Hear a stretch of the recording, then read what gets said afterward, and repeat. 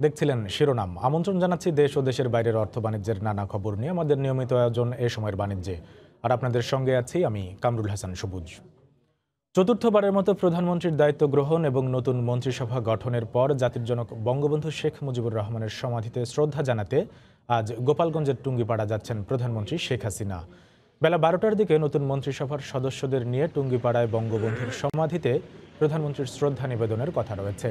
এ সময় প্রধানমন্ত্রীকে guard of honour দেবে সশস্ত্র বাহিনীর একটি চৌকস দল। এদিকে বঙ্গবন্ধুর প্রতি শ্রদ্ধা জানাতে ভোরেই ঢাকা থেকে বাস যোগে টুঙ্গিপাড়ার উদ্দেশ্যে রওনা দিয়েছেন মন্ত্রিসভার সদস্যরা। জাতির জনকের সমাধিতে শ্রদ্ধা নিবেদন শেষে দুপুর 2টার দিকে ঢাকার উদ্দেশ্যে প্রধানমন্ত্রীর রওনা হওয়ার কথা রয়েছে। টুঙ্গিপাড়ায় প্রধানমন্ত্রী ও মন্ত্রিসভার সদস্যদের আগমন উপলক্ষে গোপালগঞ্জে নিরাপত্তা জোরদার করা হয়েছে।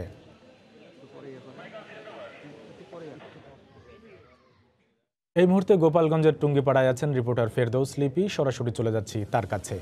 লিপি,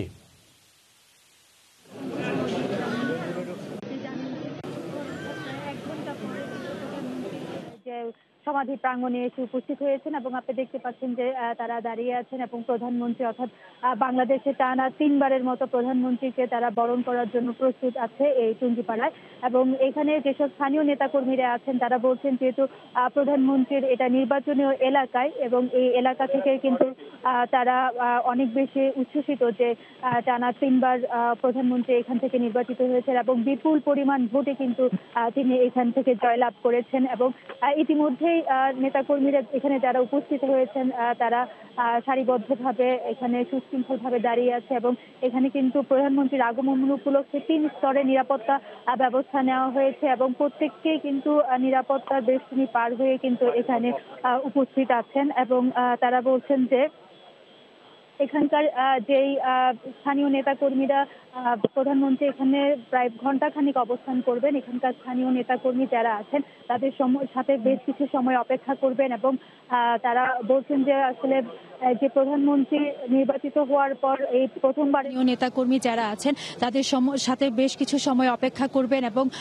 তারা বলছেন যে আসলে যে প্রধানমন্ত্রী নির্বাচিত হওয়ার পর এই প্রথমবারের মতো কিন্তু টুঙ্গিপাড়ায় আসছেন এবং এই কারণে তাদের মধ্যে আসলে ব্যাপক উৎসাহ উদ্দীপনা রয়েছে এবং এখানকার স্থানীয় নেতাকর্মীরা তাদেরকে বরণ করার জন্য এখানে প্রস্তুত আছেন এবং প্রথমে প্রধানমন্ত্রী হিসেবে বঙ্গবন্ধুর সমাধিতে পুষ্পস্তবক অর্পণ করবেন। তারপরে নবগঠিত যে 46 জন মন্ত্রিসভার সদস্যদের নিয়ে কিন্তু পুষ্পস্তবক অর্পণ করবেন। তারপরে দোয়া ও মোনাজাত এখানে অনুষ্ঠিত হবেন এবং সেই কারণে কিন্তু ব্যাপক প্রস্তুতি আমরা দেখেছি এবং আগামী যে দিনগুলোতে যে সরকার যে উন্নয়নমূলক কর্মকাণ্ড সেগুলো এগিয়ে নেওয়ার যে প্রতিশ্রুতি নির্বাচনে ছিল সে প্রত্যাশা পূরণ করবে আওয়ামী লীগ সরকার। এখানকার সাধারণ মানুষরা সেই কথাটাই বলছেন। তো সবুজ, এই ছিল আমার কাছে এখনো পর্যন্ত টুঙ্গিপাড়া থেকে সর্বশেষ।